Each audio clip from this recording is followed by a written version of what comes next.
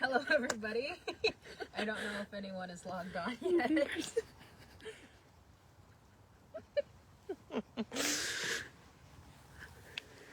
So There's 2 people. Wait. Okay. Well, 4. as long as some people are logging on. My name is Princess Colgrove, and I'm one of the interpreters up here at Patrick's Point for the Sume Village. And we've been coming to you guys with these Facebook Live programs to help teach about our culture and where we are from. And so today I'm going to talk about one of our instruments that we use during ceremony, which is our flower dance sticks. And these sticks are made of mock orange, which is a type of kind of bush or tree that we have around here. And you can see all of these look, some are similar, some look very different. They're gathered in the spring, and we gather them in the spring because when we gather them any other time of year, they break and they don't make the sound we want them to make, and they don't split as easily. And so this flower dance stick was made for me by my grandmother, and you can see how each is split down to a certain spot. And so when they're gathered in the spring, you're able to split them this way. But if they're gathered in the wintertime or the summertime, then they break. They're really fine. And so when we use them, we tap them on the palms of our hands or on the houses, and they don't break. And so you can kind of see that they're very strong, but they aren't indestructible. So we do have to be very careful with them when we use them. In Hupa, they're called Kinathungse, which means a flower dance girl stick. So we've talked about before about flower dances and about different ceremonies. And like we said before, flower dance is a coming of age ceremony for a young girl becoming a woman. And so during that time, they use these sticks and they tap her. And so they tap her, and they're kind of, the translation translates to they're beating her, but it's not a fist fight or a physical beating. It's they're tapping her to kind of give her that balance, and so that she can connect with the world and with nature, because there's a tapping that happens in the world during different times. And so they're trying to get her to connect in that way. And so these are some of my family's sticks that we have. There's a lot of different colors and designs. And like I said, it's a lot about balance and teaching the young girl who's becoming a woman, teaching her lessons and different things. And a lot of times, one thing that most girls remember the most is the songs that people sing. And so when they sing songs, they tap and they keep rhythm with everybody there, and they sing their song, and that's kind of what is remembered and is kind of kept in balance. And so you can see they all kind of have different designs and different colors. And so, like I showed before, mine is dyed with a natural dye, which comes from alder, and paints. And so what we use a lot now when we are painting our sticks are just different paints, and you can create different designs. And so this one is just a simple design with the colors,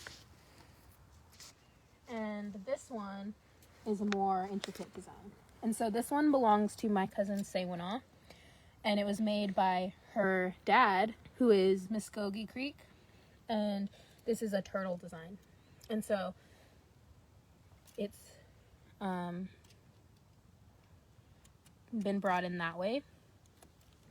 And we have different sticks that have different meanings in their designs. So like I talked about before, we talked about a blue jay mask, which is worn during this ceremony by the flower dance girl. And so this stick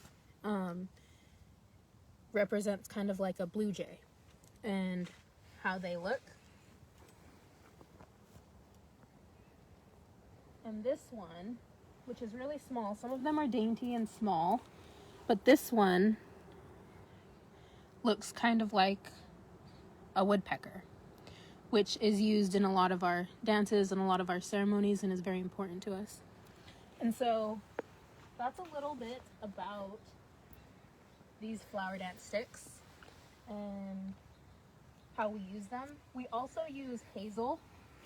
Some people prefer to use hazel than flower dance sticks, but it's used the same. And our medicine people are the ones who usually are using hazel sticks. And they're used to tap the house in the beginning of the ceremony. And so that's how we use hazel. If there are any questions, it'd be a great time to ask because I can answer them. Mike says weapon ?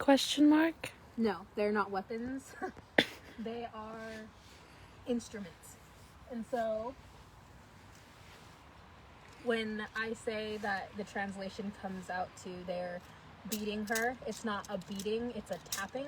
So they're tapping, getting that rhythm, and so she can walk in balance and have balance in her life, because it creates this balance between us and the world, the natural environment, things like that. This stick is more of a fancy stick. It belongs to one of my cousins, and you can see the handle has these twists on it, and it has a really nice design. And I just like to point this one out because it's a really fancy stick. Are there any more questions that anybody has that I can answer right now? So, interpreter Maya speaking. Where do they generally tap the girl when she is being tapped by the sticks? So during the ceremony and the dance, they take the sticks and they kind of just tap her body as she sits in the dance pit, and her grandmother is the one who taps her. And so everybody stands and they all dance and they sing, and while they do that, her grandmother or the person who takes care of her in that way, they sit and tap her while she sits there and just taps her to kind of keep her in rhythm and balance. Tasha Norton says, sing us a song, princess. Maybe next time. Today I'm not going to sing a song. But we can look at the pretty sticks. So why aren't the hazel sticks painted? The hazel sticks are used in a different way than the rest of these are. Like I said, they use them to tap the house and get ready for the dance. And so they're not painted, and they would kind of probably be hard to paint. This is what a flower dance stick looks like before it is painted. And so after it's split and ready to be painted, but before it is ready to use in a dance and be painted, this stick was made by Gary Colgrove, and he gave this to me during my flower dance, and I am still deciding how to paint it, how I should, but he does amazing work. He does some of the most beautiful work that I've seen, and you can kind of just see how it's so finely done.